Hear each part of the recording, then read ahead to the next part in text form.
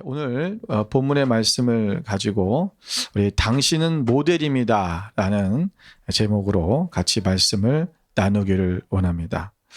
우리가 이 모델 중에서 우리가 이 패션 모델에 대해서 우리가 제일 잘 알고 있잖아요. 우리 패션 모델들을 보면 그들의 역할은 자신을 돋보이게 하는 것이 아닙니다. 자신을 돋보이게 하는 것이 아니라 바로 자신들이 입고 있는 어떤 옷이나 또는 그런 액세서리 이런 것들을 그것을 알리고 그것을 홍보하기 위한 거죠. 그래서 이 모델들이 이 상품들을 더 돋보이게 하기 위해서 그들이 준비하는 것들이 있습니다. 그 준비하는 과정들이 뭐냐 하면 우리가 이 런웨이 모델들의 경우에는 상품을 돋보이게 하기 위해서 이 디자이너의 의도와 또 의류의 특징에 따라서 어떻게 워킹을 해야 되는지 또 어떻게 포즈를 취해야 되는지 그런 연습들을 한다고 합니다.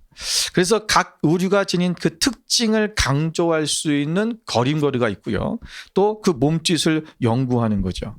또 사진 모델 같은 경우는 사진을 찍을 때 또 그 촬영을 할 때 다양한 각도와 또 포즈를 연습해서 그 제품의 디테일을 잘 나타내 주고 있습니다. 모델들은 자신이 착용할 그 의류나 액세서리에 대해서 사전 조사를 한다고 합니다. 그래서 디자이너 의도가 무엇인지 또 이번에 시즌의 트렌드는 무엇인지 또 이 옷의 또 그 형태에 따라서 그 옷이 좀 아주 좀 고풍스럽고 또 우아한 그런 소재라면 또 자기들의 그 포즈 또한 우아한 포징을 지어야 되고 우아한 표정을 또 지어야겠죠. 또 뭔가 좀 캐주얼한 옷이라면 또 그리고 밝게 하고 또 뭔가 걸음걸이도 밝고 경쾌한 걸음걸임을 연습하도록 그렇게 한다고 합니다. 이런 모델들이 이렇게 하는 이유는 자신들이 입고 있는 그 옷이나 액세서리나 이런 것들을 홍보해서 그들이 따라 입도록 다른 사람들이 따라 입도록 하는 그런 목적이 있는 것입니다. 이런 모델이라고 하는 것은 바로 이거는 거죠. 우리는 오늘 그리스도인으로서 이 땅에서 어떻게 보면은 우리는 예수 그리스도를 나타내 보여주는 모델들입니다. 우리가 그 모델의 역할을 잘 제대로 하지 못하면 오늘 우리가 예수 그리스도를 닮아가도록 사람들이 그것을 따라오도록 하지 못한다라는 거죠.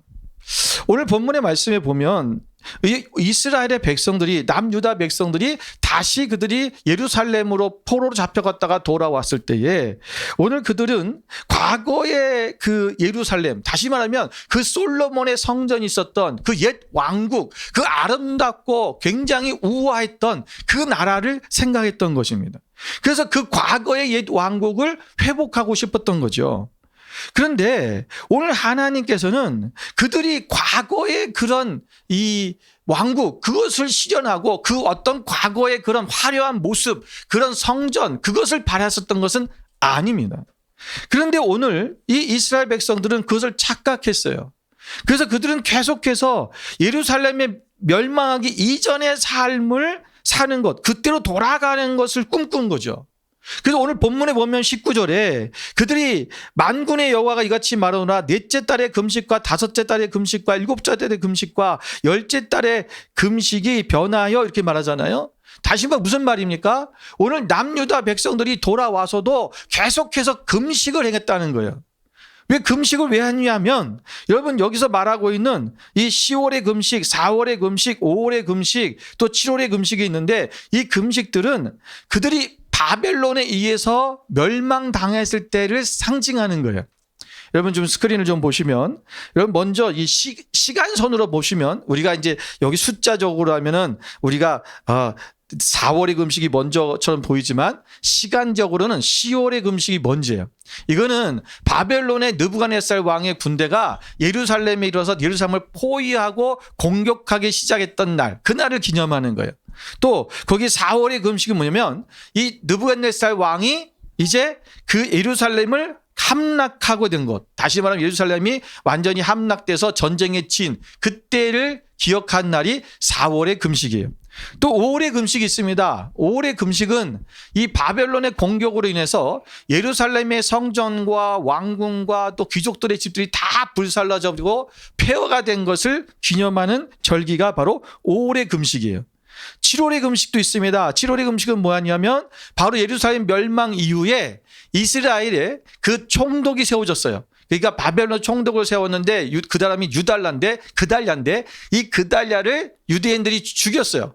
이 사건 때문에 예루살렘에 남아있던 소수의 사람들마저도 다 애굽으로 도망가고 또는 그들이 다 잡혀가고 그리고 완전히 예루살렘이 황폐하게 된 때, 이때가 언제냐면 바로 7월에 금식을 한 날이에요. 그러니까 완전히 예루살렘이 멸망했었던 그때를 기억하면서 그거를 구분해갖고 4번씩이나 금식의 날을 정해서 금식하고 슬퍼했다는 거예요. 여러분, 오늘 하나님은 그들이 이 금식했던 이유는 그 금식을 통해서 과거에 자기들의 그 영화로웠던 그 예루살렘을 생각하는 거예요. 그 예루살렘을 다시 회복하는 거였어요. 그러나 하나님은 그것을 돌아가는 것이 아니라 새로운 유다를 원하시는 거예요. 다시 말하면 하나님의 성품을 담고 하나님의 말씀대로 살아가는, 우상 숭배하지 아니하고 하나님의 뜻하신 대로 살아가는 그 백성, 하나님은 그 백성들이 나라가 세우는, 그래서 하나님이 진정한 왕이 되어주시고 그 하나님만을 쫓아가며 살아가는 하나님이 통치하신 나라, 그것이 바로 새 예루살렘, 바로 새 나라를 원하셨던 것입니다. 그래서 오늘 하나님께서 말씀하신 것이 뭐냐면 오늘 21절에 말씀한 것처럼 이 성읍 주민이 저 성읍에 가서 이르기를 우리가 속히 가서 만군의 여호와를 찾고 여호와께 은혜를 구하자 하면 나도 가겠나라 하겠으며 그랬어요. 여러분, 내가 유다 백성들이 다른 나라 성읍에 가가지고 내가 만군의 하나님을 찾으러 간다 그러니까 그 성읍 사람들도 우리도 같이 갈게요 라고 한다는 거예요. 그것은 뭡니까? 유다의 백성들이 이제 하나님 나라 백성답게 온전히 살아가는 모습을 통해서 그들이 보니까 야, 저들의 모습처럼 우리도 따라가야겠다라고 하는 거죠. 여러분, 출애굽할 때 이스라엘 백성들이 장정만 60만 명이에요. 그럼 거의 한 200만 명 정도 된다고 우리가 추산을 하는데, 여러분, 그 나왔던 사람들이 다 유대인만은 아니었습니다. 그 안에는 다른 잡족이 있었다 그랬어요. 애굽으로 팔려가고 애굽으로 노예로 잡혔던 사람들, 그런 많은 사람들이 이스라엘 사람들이 출애굽할 때 같이 따라 나왔어요. 왜? 여러분, 사실 생각해 보세요. 그들이 그냥 노예로 사는 것이 힘들기 때문에 따라 나갔을까요? 지금 가나안 그들이 여러분 광야로 나가는 거예요. 이들은 나라가 있는 것도 땅도 있는 것도 아니에요. 어디를 나간다고 해서 무엇이 보장된 게 아니란 말이에요. 그래도 여기서는 먹고 살 수 있잖아요. 이집트에서는 그래도 먹고 사는 거예요. 여러분, 광야에 나가가지고 거기서 어떻게 살 거냐고요. 하나님께서 가나안 땅으로 우리를 이끌으셨대. 여러분, 그 가나안 땅으로 가면은 그 나라 사람들이, 그 땅에 살고 있는 사람들이 어서 들어오세요라고 하면서 같이 삽시다 이렇게 하게 합니까? 아니잖아요. 이들은 전쟁도 해본 적이 없어요. 약 400년 동안 그들은 전쟁을 해본 적도 없고 그들은 누군가 싸워본 적이 없어요. 어떻게 그들이 가서 그 땅을 차지할 거예요? 이것은 아무런 보장이 없는 거예요. 그런데 그 다른 민족들이 그 이스라엘의 백성들을 따라 나갔다는 거예요. 왜요? 하나님의 역사하신 것을 봤기 때문에 그래요.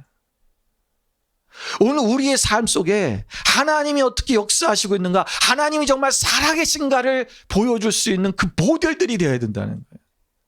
오늘 이것이 일어날 때 우리도 같이 가겠습니다, 당신들과 함께 하겠습니다 라고 하는 그 이야기를 너희들이 듣게 될 것이다.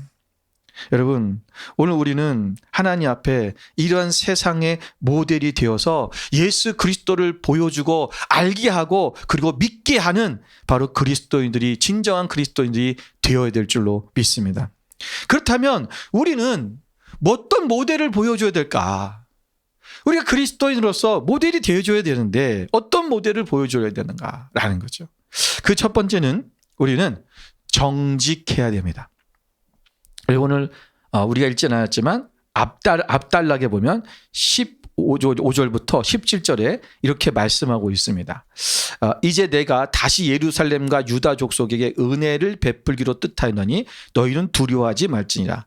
너희가 행할 일은 이러하니라. 너희가 행할 일이 뭐다? 이게 말씀하고 있잖아요. 이제 너희가 무슨 일을 행해야 되는지 말씀하고 있는 거예요.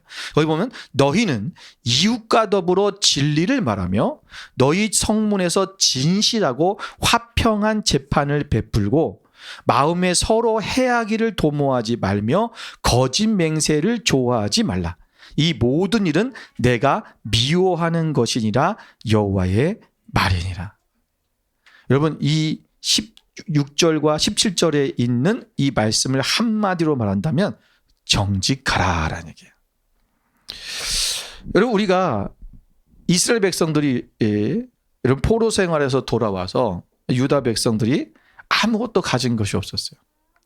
여러분, 가졌던 양식도 다 떨어졌고, 그리고 이제 그들이 예루살렘에서 이제 완전히 폐허가 된 그 땅에서 살게 되었습니다. 여러분, 이렇게 어렵고 힘들다 보면 무엇이 많이 생기면 도둑들이 많이 생깁니다. 훔쳐서라도 내가 먹고 살아야 되는. 그러다 보면 더 악한 사람은 강도짓을 합니다. 여러분, 사람들은 점점 이 돈의 힘에 그들은 무너지고 맙니다.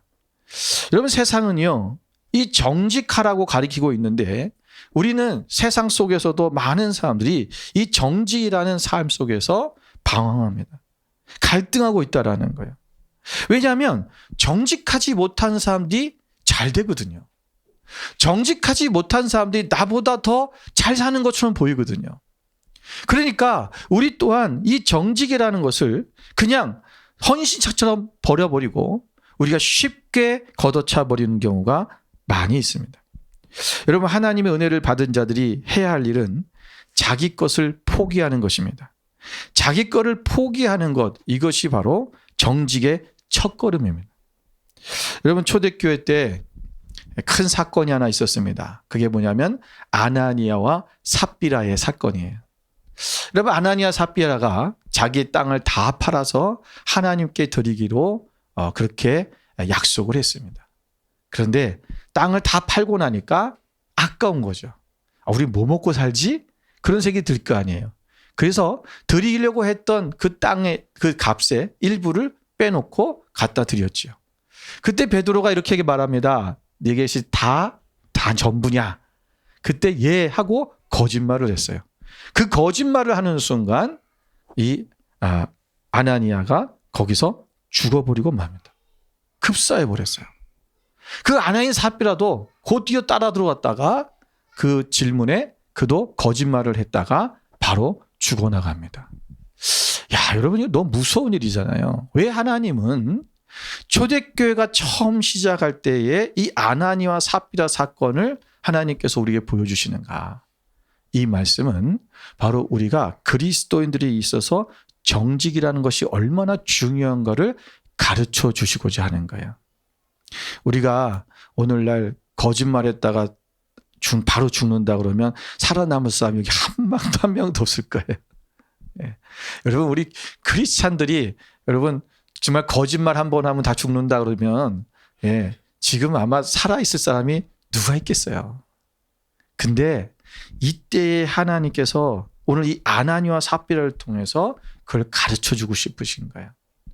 여러분, 우리가 세상에서 여러분 그러니까 세상 사람들과 우리 그리스도인들이 다른 게 뭘까? 뭔가 달라야 나도 예수님을 믿어봐야겠다. 이래 될 거 아니에요. 우리가 다른 것을 보여줄 수 있는 부분이 뭐냐면요, 이 정직이라는 부분이에요. 왜냐하면 오늘날 너무나도 세상은 이 정직하지 못해요. 거짓이 난무하고 있어요.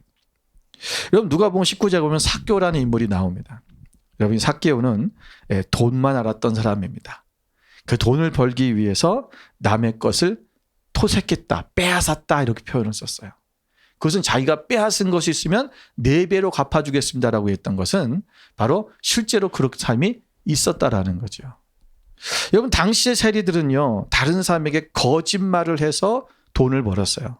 예를 들면 로마에서 세금을 걷어오는데 너 100불 걷어와. 그러면 가서 그 사람에게 200불을 세금을 매기는 거야. 그래서 100불은 로마 정부에다가 드리고 나머지 100불은 누가 가져요? 본인이 가져요. 그래서 세리들이 부자가 된 거예요. 거짓말한 거죠. 여러분, 그러나 오늘 이 삭개오가 여러분 예수 그리스도를 만나고 나서 정직에 대해서 생각한 거예요. 예수님 무슨 말씀을 하셨는지 모르겠어요. 그런데 자기 양심 속에 그것이 드러나 버린 거죠. 내가 이렇게 살면 안 되겠다. 우리가 참되신 하나님의 아들이신 예수 그리스도를 만나고 나니까 자기 안에 있는 자기의 삶의 잘못된 부분이 드러나기 시작했고 그것을 회개하기 시작한 거예요. 그리고 내가 가지고 있는 모든 재산의 절반을 이웃에게 나눠줄 것입니다. 그리고 나는 토색한 것이 있으면 뺏은 것이 있으면 내가 그것을 4배로 갚아주겠습니다. 여러분, 정직하게 나가기 시작하니까 재산이 줄어들었어요. 엄청 줄어버렸어요. 많은 사람들이 이 문제 때문에 정직하지 못해요. 여러분, 도리어 우리가 정직하고 하나님의 뜻대로 살아가고 말씀대로 살아가면 더 잘 될 것 같은데 세상에서는 어떨 때는 손해볼 때가 있거든요. 그래서 여러분, 우리가 정직의 첫걸음이 뭐냐? 바로 나의 것을 포기하는 거예요. 오늘 내 것을 포기하면 정직해질 수 있어요. 탐욕을 부리지 않고 욕심을 부리지 않고 내가 오직 하나님께서 우리가 하신 말씀대로 살아가는 것입니다. 오늘날 세상 사람들은 깨끗한 양심을 그다지 중요하게 생각하지 않습니다. 그것은 눈에 보이지 않기 때문에 그렇습니다. 사람들이 알아주지 않기 때문에 그렇습니다. 그러나 하나님 앞에서는 깨끗한 양심이야말로 다이아몬드보다 보배로운 것입니다. 여러분, 욥기서 1장 8절을 볼까요? 우리 같이 한번 읽겠습니다. 욥기서 1장 8절. 우리 함께 그거 없나요? 그래요? 제가 이거를 안 올렸나 봅니다. 자, 제가 봉독해 올리겠습니다. 여호와께서 사탄에게 이르시되 내가 내 종 욥을 주의하여 보았느냐? 그와 같이 온전하고 정직하여 하나님을 경외하며 악에서 떠난 자는 세상에 없느니라. 여러분, 하나님이 사탄에게 욥을 자랑했는데 자랑한 부분이 뭐예요? 정직하다라는 거예요. 정직하다. 여러분, 하나님이 욥의 자랑할 때 이렇게 하냐고요. 야, 욥은 나한테 예배를 정말 잘 드렸어. 욥은 나한테 11조를 드렸어. 그거 자랑하지 않았어요. 오직 하나님이 자랑하신 것이 뭐냐면 그는 온전하여 정직했다. 여러분, 오늘 13절, 그 19절 뒤에 그 말씀에도 우리가 보면은 이런 말씀이 있습니다. 너희는 진리와 화평을 사랑해라. 그리고 우리가 있던 16절에도 진실하고 화평한 재판을 베풀고. 다시 말하면 진리 안에서 행하라는 거죠. 여러분, 유다 백성들은 솔로몬 왕국 같은 그런 왕국의 회복을 생각하고 금식하고 있었지만 하나님은 오늘 그 백성들이 가장 기본적인 자질인 하나님의 백성으로서 가져야 될 정직을 회복하라는 거예요. 이게 하나님이 원하셨던 하나님의 새로운 나라, 새 예루살렘의 모습이라는 거야. 여러분, 진정한 부흥은 정직으로 돌아가는 것입니다. 우리 초대 한국교회에 평양 대부흥이 있었잖아요. 그 평양 대부흥이 있었을 때 여러분 일어났던 그 각성운동, 회개의 운동 속에서 제일 먼저 일어났던 게 뭐냐 하면은 바로 양심의 회복이었어요. 여러분, 그래서 그들이 회개하면서 실제로 자신이 주인의 돈을 훔쳤던 것을 가지고 와서 내가 주인의 돈을 훔쳤습니다. 용서해 주세요. 정직한 삶으로 돌이키는 거예요. 내가 전에 이 선교사님 한 분은 이 청양 대부흥의 시작을 알렸던 그 선교사님은 우리 한국 사람들, 그 백성들 앞에 자기가 고백을 했어요. 내가 난 당신들을 굉장히 없이 여겼습니다. 정말 짐승처럼 여겼습니다. 그런데 내가 그렇게 여겼던 것을 용서해 주십시오. 자기의 마음에 그렇게 속이고 자기가 그들 앞에서 군림하고 저들은 정말 미약한 민족이야, 짐승 같은 사람들이야 라고 생각했던 그 마음을 정직하게 고백한 거예요. 그리고 회개한 거예요. 그때 그 많은 성도들이 거기서 같이 회개하고 이 회개의 운동이 퍼져서 평양 대부흥이 일어났고 한국 땅에 놀라운 부흥의 역사가 일어난 거예요. 여러분, 오늘 우리 안에 이 정직이 회복돼야 된다. 그래야 교회가 살고 우리가 살고 가정이 사는 거예요. 여러분 부부간에도 여러분 부부간에 가장 신뢰를 잃어버리고 부부가 이혼하게 되는 이유가 뭡니까? 부정직 때문에 그런 거예요. 뭐 서로를 속이는 것. 그래서 그게 기분이 나쁜 거잖아요. 신뢰가 불신이 돼버리고 결국은 헤어지게 되는 거잖아요. 오늘 우리 앞에 하나님 앞에 이 정직이 회복돼야 됩니다. 여러분 잠언서 21장 2절에 보면 사람의 행위가 자기 보기에는 모두 정직하여도 여호와는 마음을 감찰하시니라라고 말씀하고 있습니다. 여러분 우리가 이 정직이라는 것 그렇다면 우리가 오늘 하나님께서 나는 정직하게 하려고 하는 정직하게 산다고 생각한다는 거예요. 모두가 다. 그런데 하나님이 우리를 감찰하신다는 거 뭐예요? 하나님 보시기에는 정직하지가 않아라고 생각할 수 있다라는 거예요.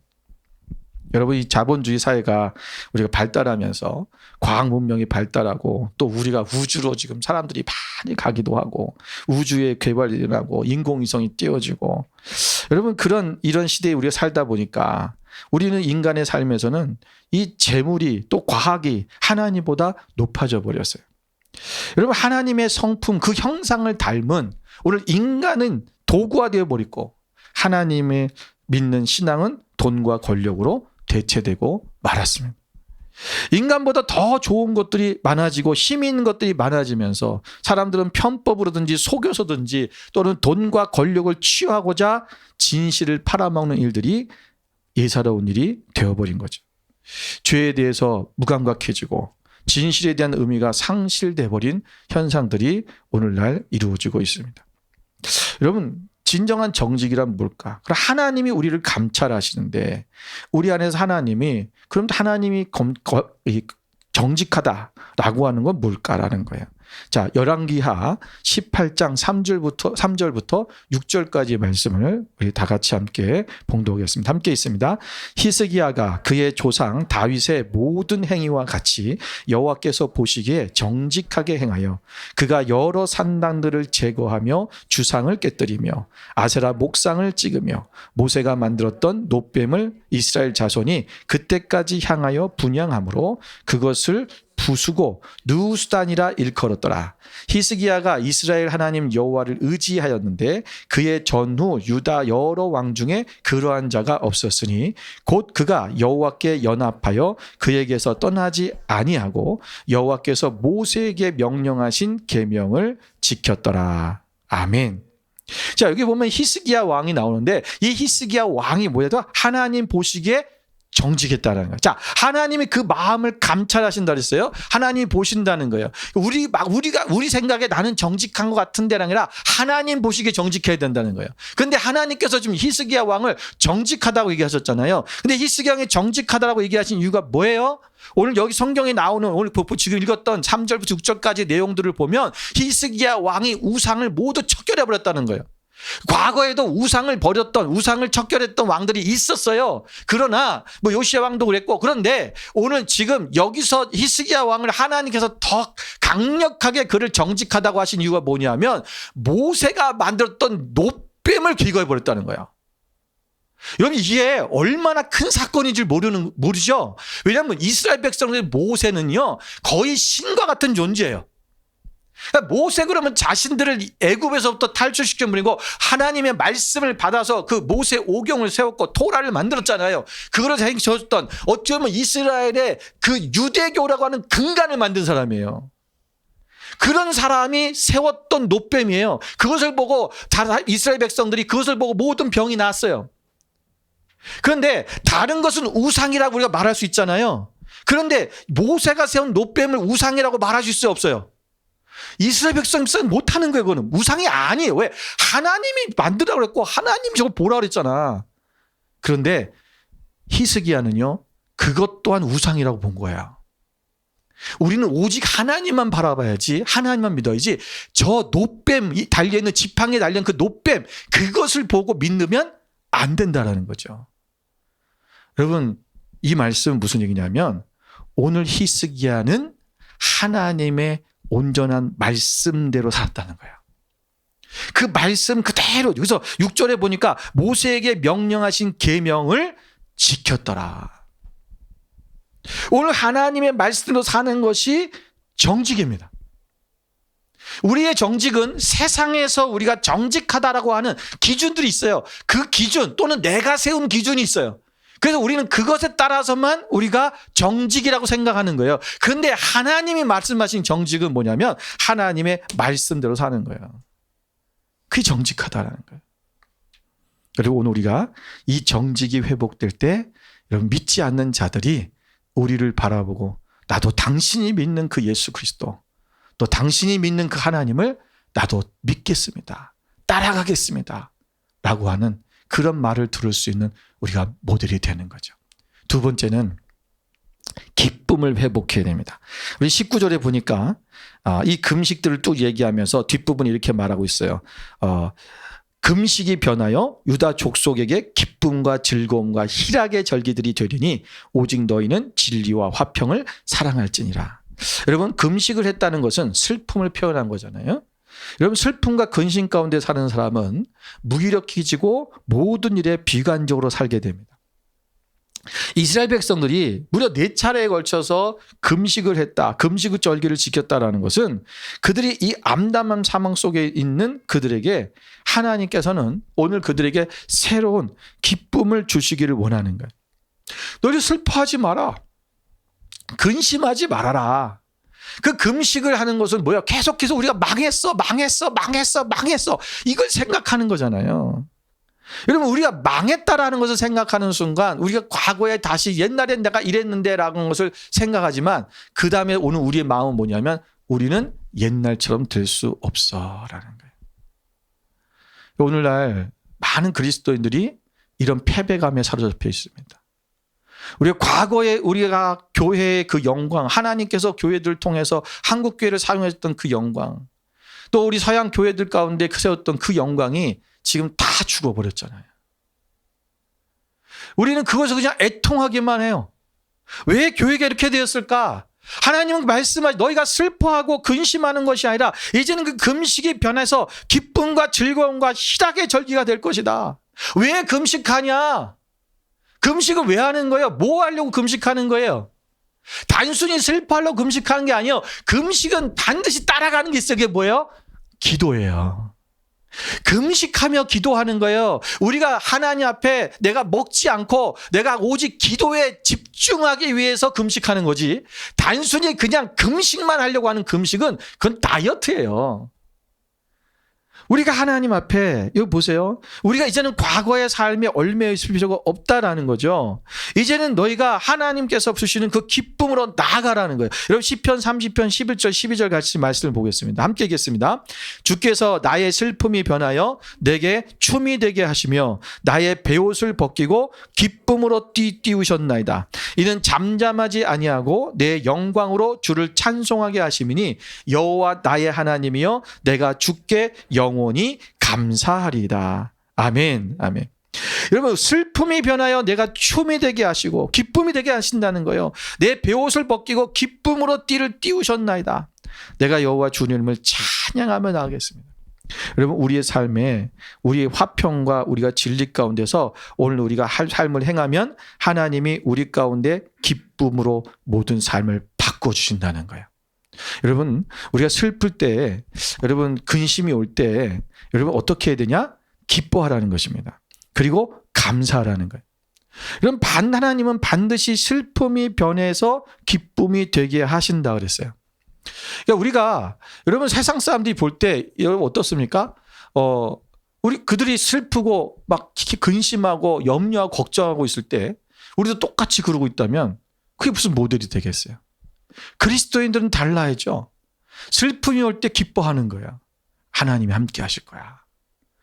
오늘 우리가 하나님께서 우리 모든 문제들을 해결하시는 그 하나님이 나와 함께 하시기 때문에 온 만왕의 왕이시며 창조주이신 그 능력의 하나님이 나와 함께 하시기에 나는 할 수 있어. 그래서 우리는 같이 슬퍼하고 낙심하고 있는 것이 아니라 기뻐하는 거예요. 그래서 여러분 성경에 보면 사도 바울은 계속 기쁨에 대해서 얘기를 해요. 그는 감옥에 있을 때도 기뻐했고요. 그 감옥에서도 그가 편지를 쓰면서도 그는 초대교회 교인들에게 너희들은 기뻐하라 라고 말했어요.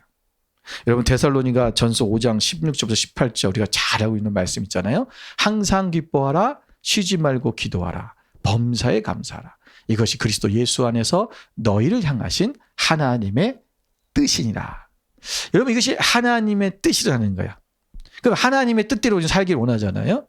그럼 이 세 가지를 우리가 해야 된다는 건데, 많은 사람들이 여러분 항상 기뻐하라, 쉬지 말고 기도하라, 범사. 여러분 앞에 있는 항상이라는 말이나 쉬지 말라는 말이나 범사라는 말은 이 세 가지에 다 서로에게 엮여져 있는 거예요. 우리가 쉬지 말고 기뻐해야 돼요.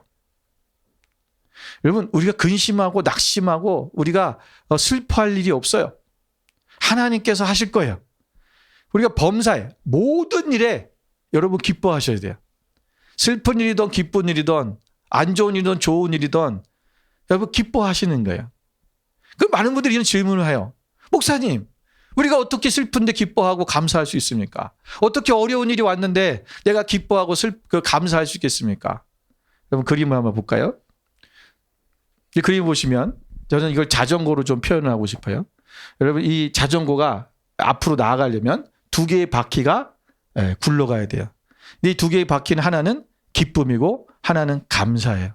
여러분 우리 인생에 우리 앞으로 전진해 나갈 수 있는, 낙심하고 패배감 속에서 늘 멈춰 있고 또는 뒤로 퇴보하는 인생이 아니라 우리가 전진해 가는 그런 믿음에 우리가 승리를 나아가는 사람이 되려면 여러분 이 감사와 기쁨이 있어요. 그런데 이 감사와 기쁨이 우리 가운데 일어날 수 있도록 하려면 어떻게 해요? 페달을 밟아야 되잖아요.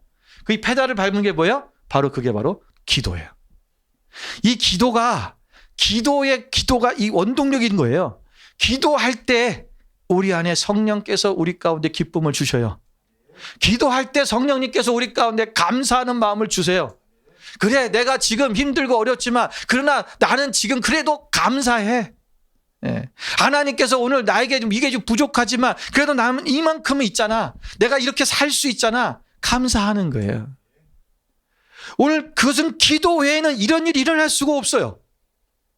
그냥 어떻게 우리가 갑자기 힘든 일이 왔는데, 어려움이 왔는데 하하하 기뻐 이렇게 할 수 있겠어요? 마음에 그 마음이 일어납니까? 마음은 무너지고 속상하고 때로는 분노가 일어나고 때로는 너무 아픈데 어떻게 우리 안에 기쁨과 감사가 일어나겠어요?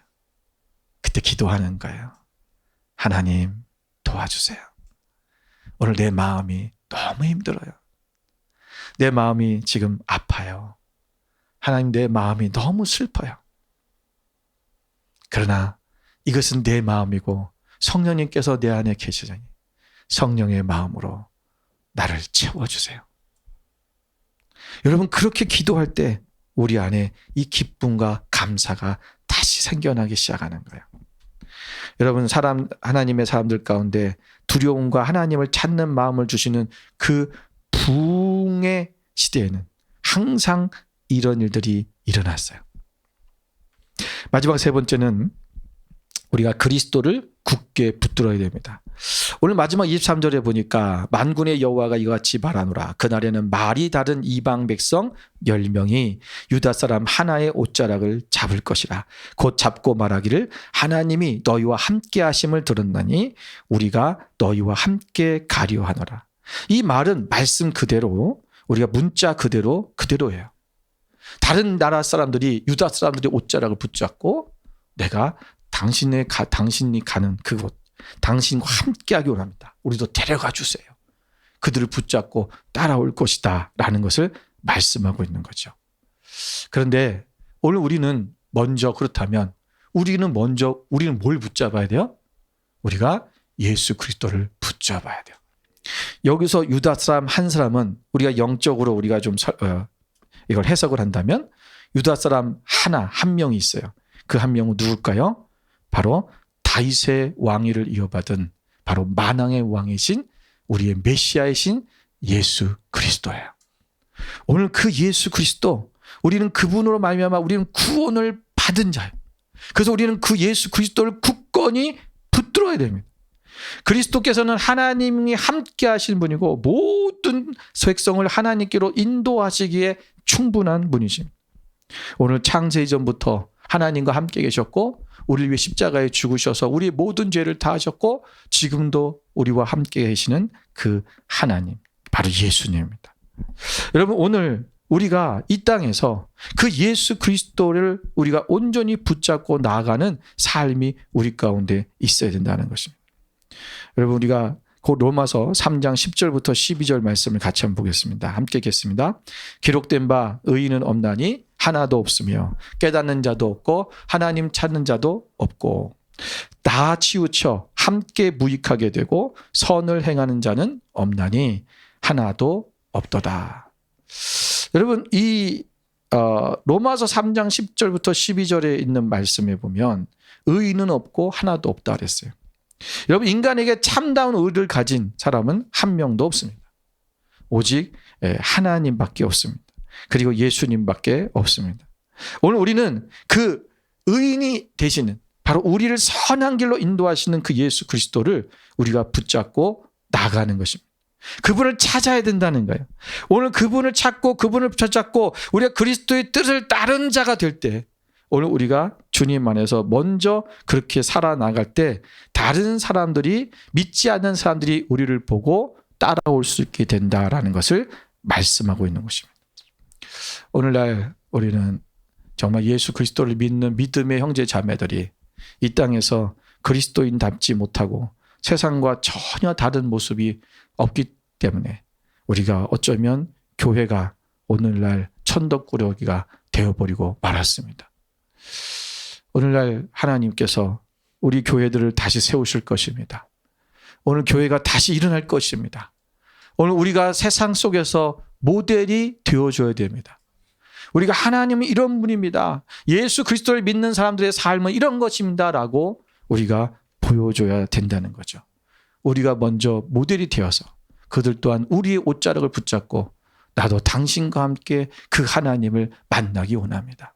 그 예수님을 찾기를 원합니다. 당신을 따라가기 원합니다. 라고 우리가 하는 그 모든 삶들을 바로 그 예수 그리스도의 그 성품과 그 하나님의 놀라우신 능력의 삶으로 그들을 이끌어가는 여러분 되시기를 주님의 이름으로 축원을 드립니다. 우리 옆에 있는 사람에게 이렇게 한번 서로 이렇게 선포해 주셨으면 좋겠습니다. 당신이 모델입니다. 이렇게 한번 서로 옆에 사람에게 한 번씩 힘있게 한번 얘기해 주시죠. 예. 당신이 모델입니다. 예. 오늘 이 말씀을 우리가 생각하고 또 묵상하시면서 오늘 하나님께서 나에게 하신 말씀이 무엇인가? 나는 어떻게 살 것인가? 한 주간 동안 이 말씀을 붙들고 여러분이 살아내셔야 됩니다.